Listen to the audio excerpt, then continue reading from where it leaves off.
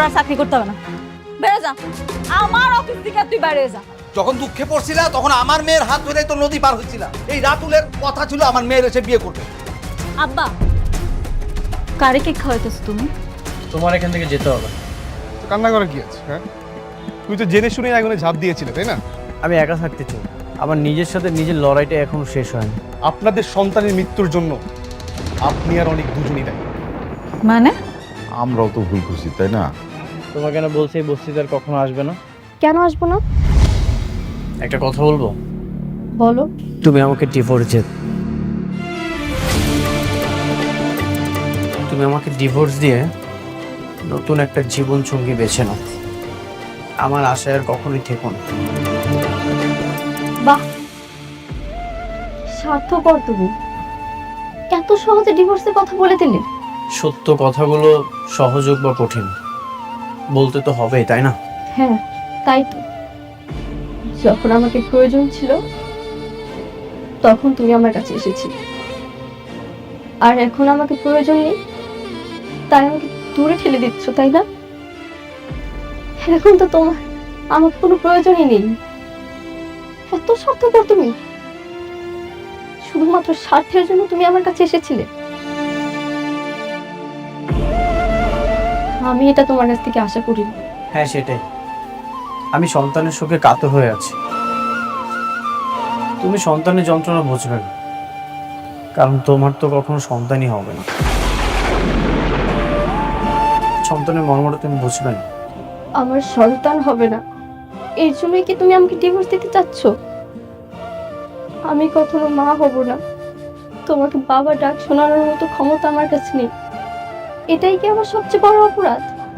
কি বলতে চাও তুমি? কি আর বলবো, মেঘলা সন্তানের জন্ম দিতে পারে বলে বারবার তোমাকে অপমান করার পরও সে তোমার কাছে ভালো, খুব প্রিয়। আর আমি তোমাকে এতটা ভালোবাসি, তবুও সন্তান জন্ম না দেওয়ার কারণে তুমি আমাকে ডিভোর্স দিতে চাচ্ছ? হ্যাঁ সেটাই, তোমার যেটা ভাবার সেটাই ভাবো। তুমি এখান থেকে প্লিজ চলে যাও, কখনো আর এখানে আসবে না। আমাকে একা থাকতে দাও।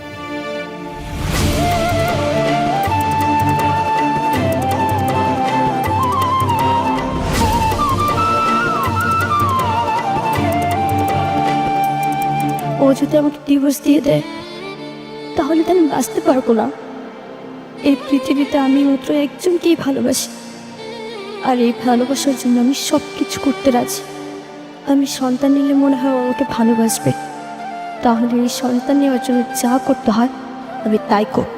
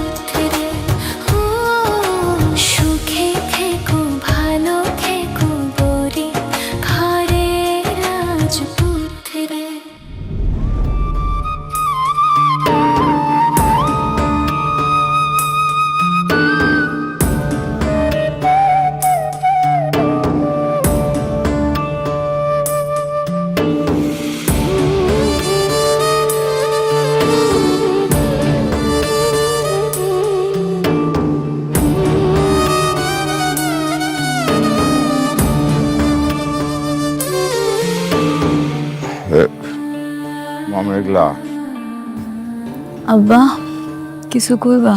কেন আইছো তোমরা এত রাইতে? কি রে মা, অফিস থেকে এসে সেই যে এখানে থুম মেরে বয়ে রইছস, কিছুই তো বুঝতেছি না। কিছু হয়েছে? মন খারাপ? না, মন কেন খারাপ থাকবে, সব ঠিকই আছে। ওমা, অনেকের বিষয়ে কিছু ভাবছস? কি করবি জানি না। ওর কথা ভাবতে গেলে আমার সন্তানের কথা মনে পড়ে। ওই আমার যে কষ্টটা দিছে এটা আমি বলতে পারতাছি না আম্মা। মারে ও মা, অনেকই তো কষ্ট পাইতাছে। তোর সন্তানটা মরে গেল, তোরা দুই জায়গায় দুইজন বসে বসে কষ্ট নিয়ে কাঁদতাছস। আমি কই কি, একটু ভাইবা দেখ, তোরা দুইজন যদি একসাথে থাকোস তাহলে আমার মনে হয় যে আস্তে আস্তে তোকে কষ্টটা কমে যাবে।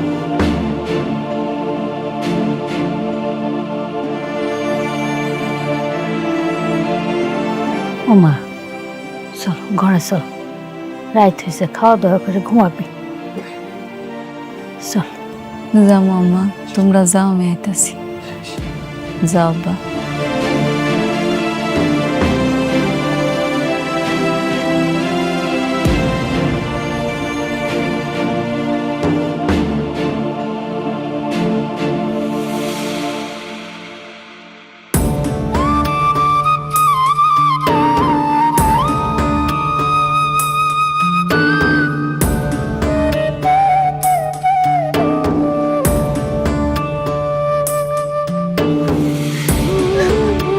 কিরে মা, কান্না করছিস কেন?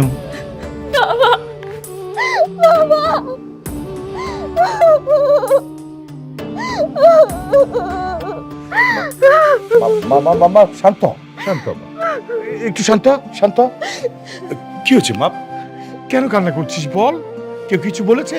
বল আমাকে। বাবা, আমি যে মা হতে পারবো না, এতে কি আমার কোনো দোষ আছে তুমি বলো? না, এতে তো তোর কোনো দোষ নাই। কেন রে মা, তোকে কেউ কিছু বলেছে? বল আমাকে। আমি মা হতে চাই বাবা। আমি ডাক্তারের সঙ্গে অপারেশনের ব্যাপারে কথা বলতে চাই। অসম্ভব মা, অসম্ভব। এই অপারেশনে অনেক রিস্ক আছে, এটা আমি তোকে কখনোই নিতে দেব না। বাবা, এছাড়া আর কোনো উপায় নেই। আমি অনেকের কাছে যেতে চাই। একটা সন্তান না হলে আমি অনেকের কাছে কিভাবে যাব বলো? এই অপারেশনটা যদি সাকসেসফুল হয় তাহলে তো আমি অনেকের কাছে যেতে পারবো। মারি, তুই কেন বুঝতে পারতাছিস না? এই অপারেশনে 50-50 চান্স। তুই তুই আমার একমাত্র মেয়ে। আমি তোকে ছাড়া বাঁচবো না রে মা। তোর তোর সন্তানের দরকার নাই, বাবা আছে না।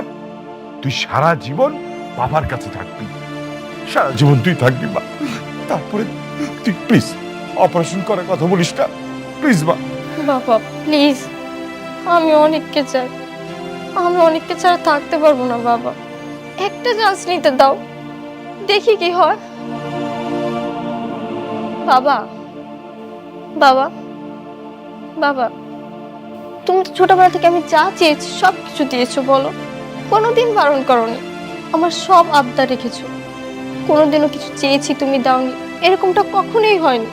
তাহলে আজকে এই একটা জিনিস চাচ্ছি, লাস্ট চাও তোমার কাছে বাবা। প্লিজ বাবা, আমাকে অপারেশনটা করতে দাও। ঠিক আছে, আমি সাব্বিরকে বলে দিচ্ছি তোকে ডাক্তারের কাছে নিয়ে যাবে। আমি জানি না কি হবে, কিন্তু আমি আমার মেয়েকে হারাতে চাই না বাবা। তোকে আমি বড্ড ভালোবাসি বাবা, বড্ড ভালোবাসি।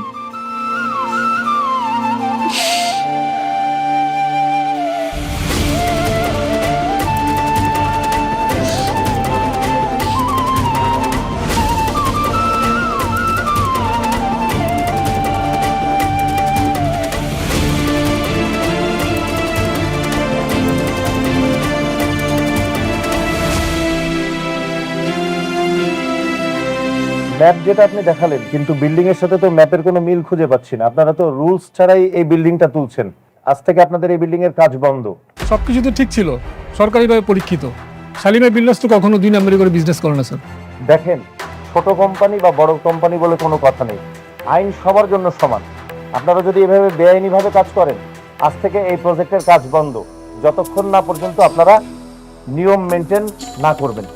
আরে স্যার, আপনি ওদের সাথে এত কথা বলতেছেন কেন? শুনেন, এরকম আরো অনেক প্রজেক্ট আছে, সেগুলো তদন্ত করতে হবে। তদন্ত করলে আপনি বুঝতে পারবেন যে এখানে দুর্নীতি আছে কিনা। তাহলে আপনার চোখের সামনে সব কিছু ক্লিয়ার হয়ে যাবে, সব দুর্নীতি দিয়ে ভরা।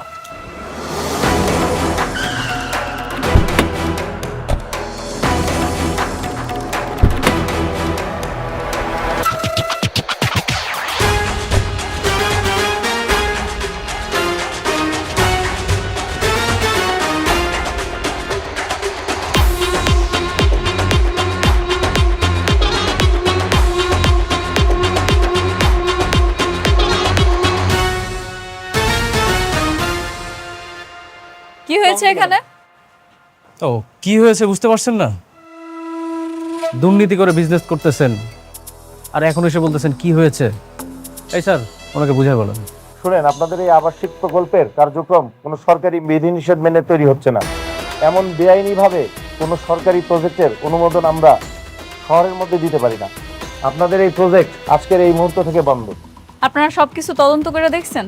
সবকিছু ভালো মতো দেখেন তারপরে কোন? হ্যাঁ, অবশ্যই। আপনার আপত্তি থাকলে আপনি আবার আবেদন করতে পারেন, আমরা নতুন করে তদন্ত করে দেখব। কিন্তু ততদিন এই প্রজেক্ট বন্ধ থাকবে।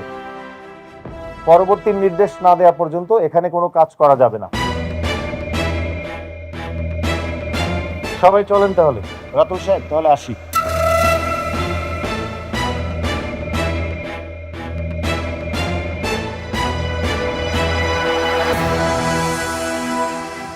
খেলা কিন্তু আবার জমে গেছে।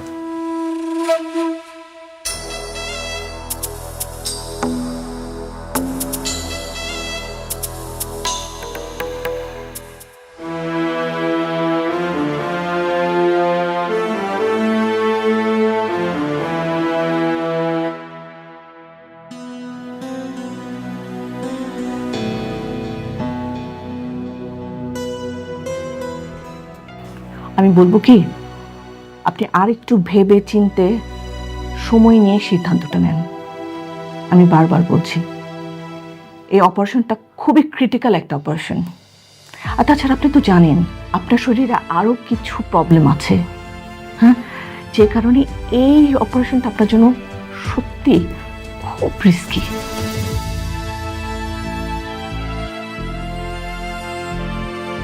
আমি সব রকম রিস্ক নিতে চাই, আপনি ব্যবস্থা করুন। Well and good. আমাদের তো টেস্ট সবই হয়ে গেছে, রিপোর্টও সব এসে গেছে। তাহলে আপনারা যদি রাজি থাকেন, আমরা কালকে বিকেলের মধ্যে অপারেশনটা করে ফেলতে পারি। Okay, thank you. Best of luck. Ma'am, yes, আপনার রাউন্ডের সময় হয়ে গেছে। Oh sure, I have to go. আমি আবার আপনাদের অনুরোধ করব, আপনারা আর একটু সময় নিয়ে ভাবেন, ডিসিশন নেন। আর যদি ফাইনালি করে ফেলেন যে অপারেশন করবেন, তাহলে পরে আপনারা একটু অ্যাকাউন্টসে যোগাযোগ করবেন, ঠিক আছে?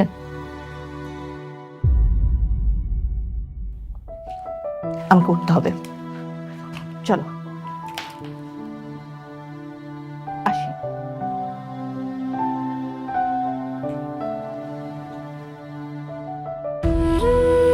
বৃষ্টি, কেন শুধু শুধু নিজের জীবনে এত বড় একটা রিস্ক নিচ্ছ বল? তোমার কি দরকার এখন সন্তান নেওয়ার? সন্তান না নিলে তো অনেকে আমাকে ডিভোর্স দিতে চাচ্ছে। আমি যদি সন্তানের মা হতে না পারি, তাহলে আমি কিভাবে অনেকের সামনে স্ত্রীর অধিকার নিয়ে দাঁড়াবো বলো? দরকার নেই এরকম অধিকারের। দেখো বৃষ্টি, যে তোমাকে ভালোবাসবে, যে তোমাকে মন থেকে ভালোবাসবে, সে কখনো অজুহাত দেখাবে না যে আমার জন্য হাত কাটো তাহলে আমি তোমাকে ভালোবাসবো, আমার জন্য আত্মহত্যা করো আমি তোমাকে ভালোবাসবো। সে কখনো এই অজুহাতগুলো দেখাবে না। বৃষ্টি, বৃষ্টি, আমি তোমাকে বিয়ে করবো। বৃষ্টি, চলো না আমরা সব কিছু ভুলে গিয়ে আমরা বিয়ে করি আর ছোট্ট একটা সংসার করি। হ্যাঁ, হয়তো তোমার সন্তানের কারণে আমাদের ঘরটা খালি খালি লাগবে, কিন্তু আমি আমার বৃষ্টিকে তো পাবো। বৃষ্টি, তুমি আমার এই কথাটা রাখো। আমি সত্যি তোমাকে অনেক ভালোবাসি, অনেক ভালো রাখবো, অনেক সুখে রাখবো। দেখো সাব্বির, আমি জানি তুমি আমাকে প্রচণ্ড ভালোবাসো।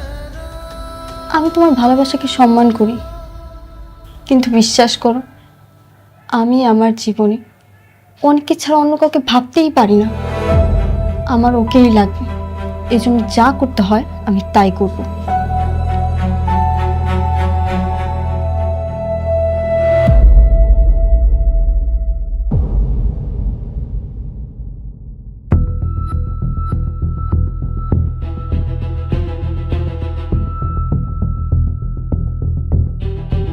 ম্যাডাম, আমাদের প্রজেক্টে তেমন কোনো সমস্যা নেই, তারপরও এমন কাউকে দিয়ে উপস্থাপন করা দরকার যিনি সবকিছু বোঝেন।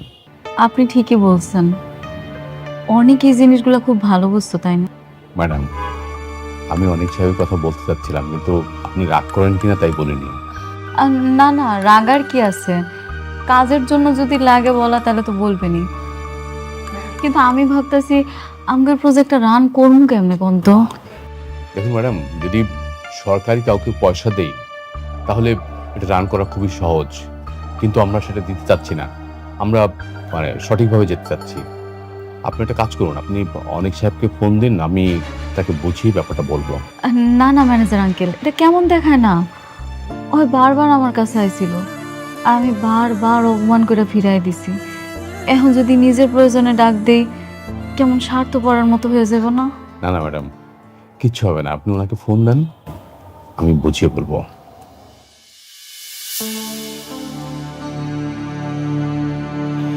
আচ্ছা ঠিক আছে।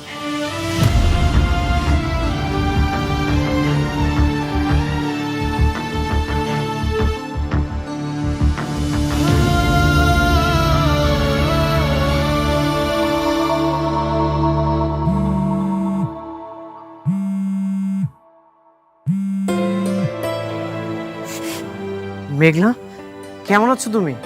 আমি ভালো আছি। আচ্ছা অনেক, তুমি কি ব্যস্ত আছো? হ্যাঁ, আমি ফ্রি আছি। কেন, কি হয়েছে? একটু দরকার ছিল, তুমি একটু তাড়াতাড়ি আমাকে অফিসে আসতে পারবা? আসতে পারবো, আমি এখনই আসছি। আচ্ছা ঠিক আছে, তাহলে একটা কাজ করি, আমার গাড়িটা পাঠিয়ে দিতেছি, তুমি চলে আসো।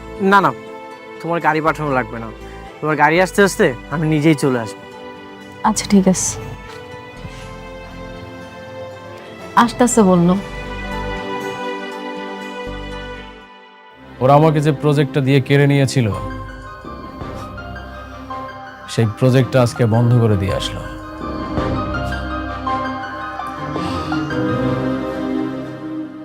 Very good. এভাবেই আস্তে আস্তে ওদের সবর মারতে হবে। মেঘলা ভেবেছিল মনে হয় আমি ফুরিয়ে গেছি, কিন্তু ও জানে না এই রাতুল রাজ কি জিনিস। অনেকের বড় কোনো শিক্ষাই দিতে পারলাম না, যতদিন তা না পারবো ততদিন আমি শান্তি পাবো না রাতুল। তুমি একটু ধৈর্য ধরো, ও তো এমনিতেই একটা বস্তির ফকির, ওর হিসাবটা না হয় তোলা থাকলো। বাট বি কেয়ারফুল রাতুল, ভেবে চিনতে আগাতে হবে। মনে রাখবে শালিমা গ্রুপ বেশ শক্তিশালী, একটু 19-20 হলে উল্টো আমাদের গলায় কিন্তু দড়ি পড়বে, কথাটা মনে রেখো। আপনি এই বিষয়ে কোনো টেনশন করবেন না কেন, আমি একদম হিসাব নিকাশ খুব সুন্দর করে কষে তারপর শালিমা গ্রুপকে ধ্বংস করতে নেমেছে।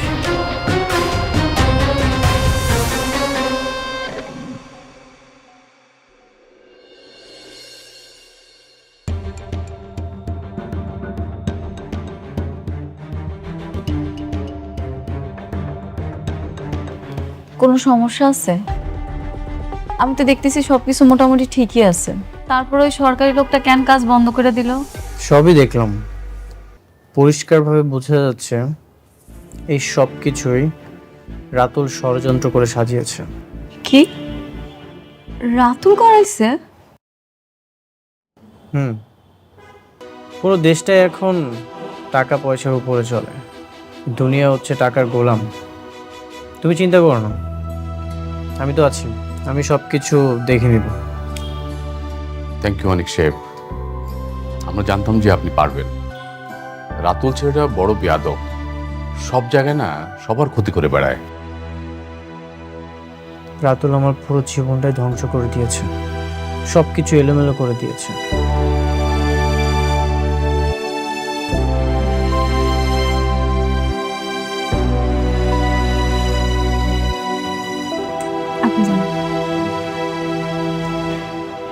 আসলে তাড়াহুড়া করে ওরকম কিছু করতে পারি নাই, তোমার জন্য হালকা একটু নাস্তার ব্যবস্থা করছি, নাস্তাটা করে নাও। কি ব্যাপার এভাবে হাসতেছো যে? তেমন কিছু না, অনেকদিন পরে তুমি আমার উপর নরম হয়েছো, এই জন্য ভালো লাগছে। আমাদের প্রজেক্টের ঝামেলাটা শেষ করতে হইব, যত টাকা লাগে আমি দিব, তারপর আমি চাই এই প্রজেক্টের ঝামেলাটা ঠিক করতে। আমি তো আছি, কিচ্ছু হবে না। ম্যাডাম আমি একটু আসছি। Thank you. ঠিক আছে তাহলে। না, খাবারটা খাও।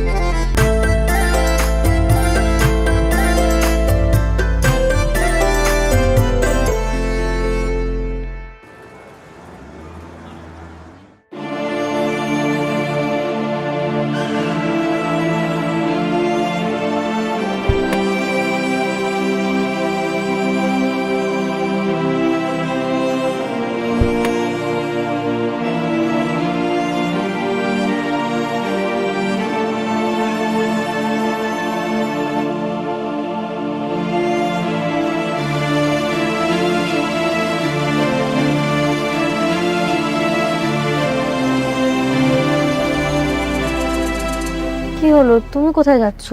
কেন, তোমার সাথে যাচ্ছি। না, তোমাকে কোথাও যেতে হবে না, তুমি এখানেই থাকো, আমি আসছি।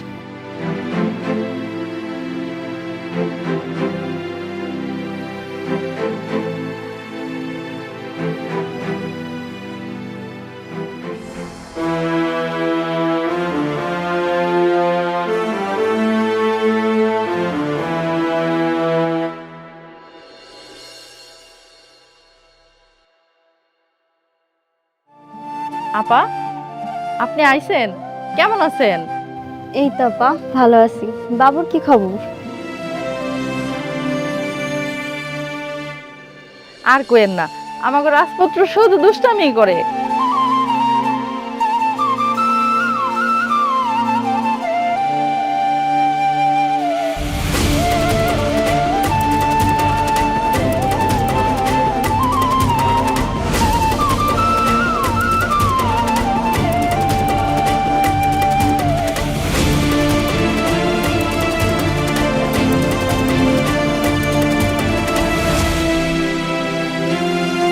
আপা, আপনার চোখে পানি, আপনি কাঁদতাছেন কেন? ও কিছু না আপা, কালকে আমার অপারেশন, জানি না বাঁচবো নাকি মরে যাব। যদি আর না ফিরি তাহলে ভাববেন আমি আর এই পৃথিবীতে নেই। কিসের অপারেশন? কি হয়েছে আপনার? আমার তো কখনো সন্তান হবে না, কিন্তু প্রত্যেকটা মেয়েরই তো স্বপ্ন সে মাতৃত্বের স্বাদ গ্রহণ করবে, তার একটা ছোট্ট সন্তান থাকবে, সারাক্ষণ মা মা বলে ডাকবে।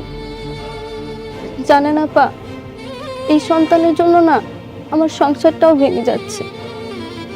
এই অপারেশনটা করে যদি আমার সন্তান হয় তাহলে আমার সংসারটাও টিকে যাবে, এই জন্যই আমি অপারেশনটা করছি।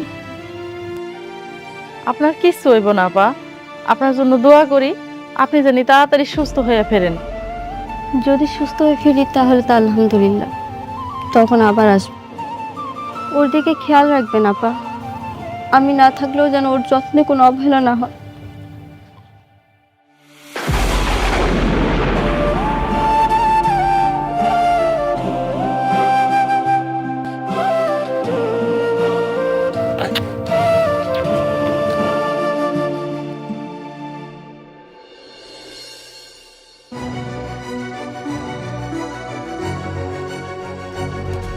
আমি সব কিছু ঠিক করেছি।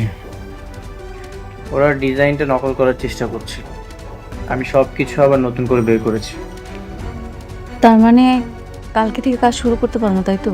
হ্যাঁ, আমি তাদেরকে চ্যালেঞ্জ করেছি, কাল নতুন করে তদন্ত হবে আর আমি সেখানে থাকবো। তাহলে তো খুব ভালো। একটা কাজ করি না হয়, আমিও যাবো। কখন যাবা তুমি? আমারে কও, আমিও যাবো। ঠিক আছে, আমি তোমাকে সময়টা জানিয়ে দেব। দেখো মেঘলা, তোমার কাজ মানেই তো আমার কাজ, তাই না? ভাবছিলাম কালকে আমি আমার সন্তানের কবরটা দেখতে যাব, কিন্তু একটার পর একটা ঝামেলা হইতেই আছে। জানি না এই ঝামেলা শেষ হইব কবে। আগে ঝামেলাটা শেষ হোক, তারপর না হয় আমি আমার সন্তানের কবরটা দেখি। তুমি চাইলে যেতে পারো, আমি সব কিছু সামলে নিব। তুমি তো এখন পর্যন্ত বাবুর কবরটা দেখোনি। তুমি নিজের হাতে আমার সন্তানের কবর দিছিলা না? হ্যাঁ। তোমার কি একটুও খারাপ লাগে নাই? বুকটা ফেটে যাচ্ছিল। বাবা হয়ে নিজের সন্তানকে ধরে রাখতে পারিনি। পৃথিবীতে বাবার কাঁধে সন্তানের লাশ, এর চেয়ে কষ্ট হয়তো আর কিছু নেই। থাক এসব কথা, অনেক রাত হয়েছে। যাও, তুমি তোমার বাসায় যাও, কালকে তোমার লগে দেখা হইবে। ঠিক আছে বাবা, মা, আসো।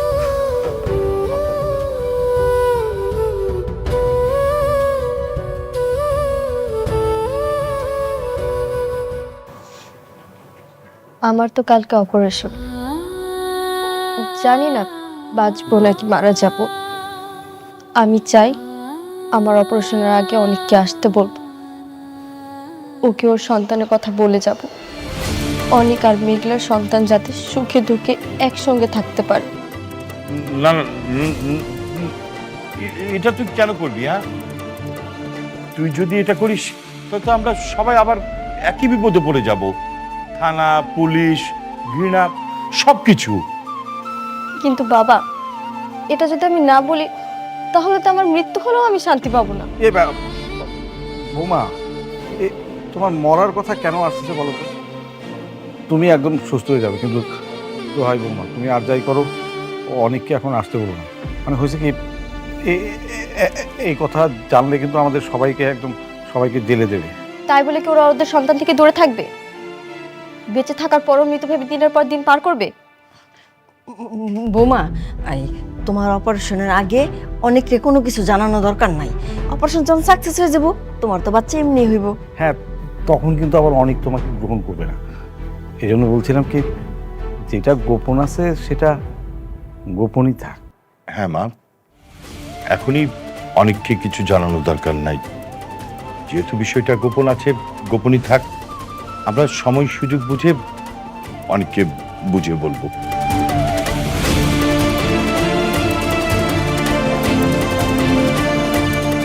আচ্ছা, কি ব্যাপার? ওনারা কেউ আসছে না কেন? আর আমরা এখানে আর কতক্ষণ অপেক্ষা করবো? কাজ করাতে হলে তো আসতেই হবে। দেখি আর একটু সময় আসে কিনা।